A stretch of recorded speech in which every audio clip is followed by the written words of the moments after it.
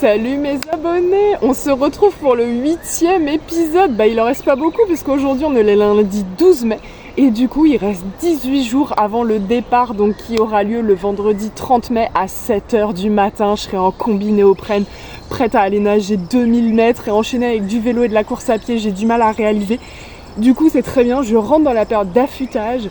J'ai fait ma plus grosse semaine d'entraînement cette semaine, donc je vous en parle rapidement tout à l'heure. Je vous parle aussi du week-end mini stage choc qu'on s'est fait en duo à Caen, qui était canon. Et puis surtout, période d'affûtage, je vais passer un petit peu moins de temps à l'entraînement, je vais baisser le volume, baisser les intensités.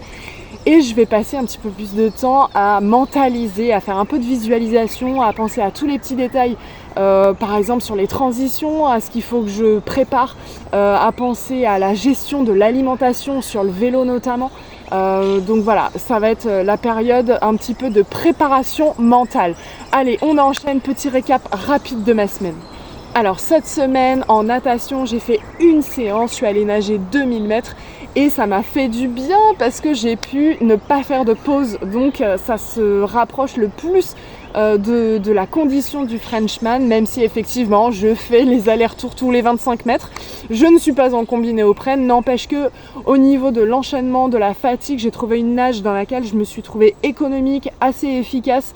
Donc séance natation plutôt satisfaisante. J'espère bientôt que je pourrai nager en eau libre, réessayer ma combi néoprène, savoir si je rentre toujours dedans. Et puis voilà, trouver ces sensations dans l'eau libre, sachant qu'il n'y a pas les bords de piscine, donc c'est pas les mêmes repères aussi quand on met la tête sous l'eau parce qu'il n'y a pas les carrés bleus. Voilà, donc j'espère bientôt l'eau libre. En tout cas, cette séance de natation sans m'arrêter les 2 minutes, vraiment ça rassure. Niveau course à pied, j'ai fait 5 séances, une de trop, mais j'ai mon volume kilométrique de la semaine, même si je suis sur un plan marathon, donc avec beaucoup de volume, moi ça me rassure toujours un petit peu et puis visiblement je l'encaisse plutôt bien.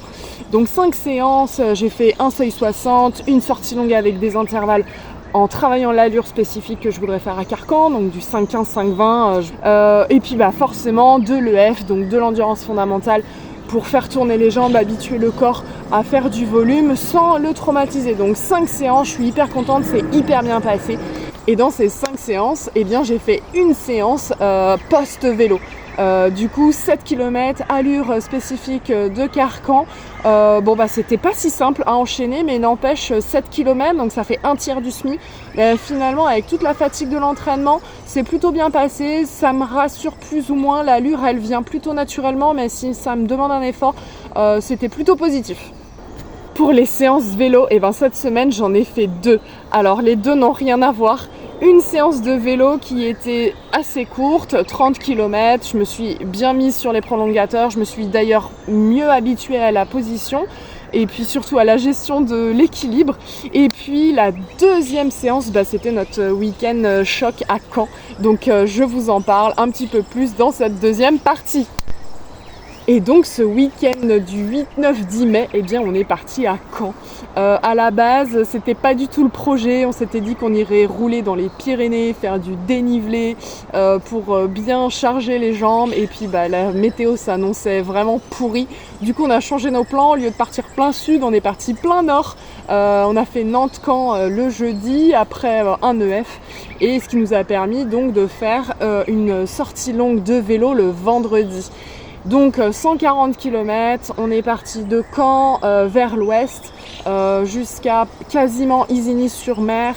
Vraiment superbe parcours, c'était vraiment au top. Que ça soit dans les terres ou sur le littoral, on a eu une vue sublime sur toutes les côtes.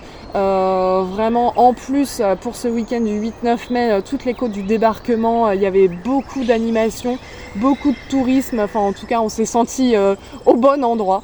Ça a permis de bien tester la position sur les prolongateurs, ça a permis de faire du volume, de charger les jambes, parce que clairement moi au 80e, ça y est, mentalement j'en avais marre.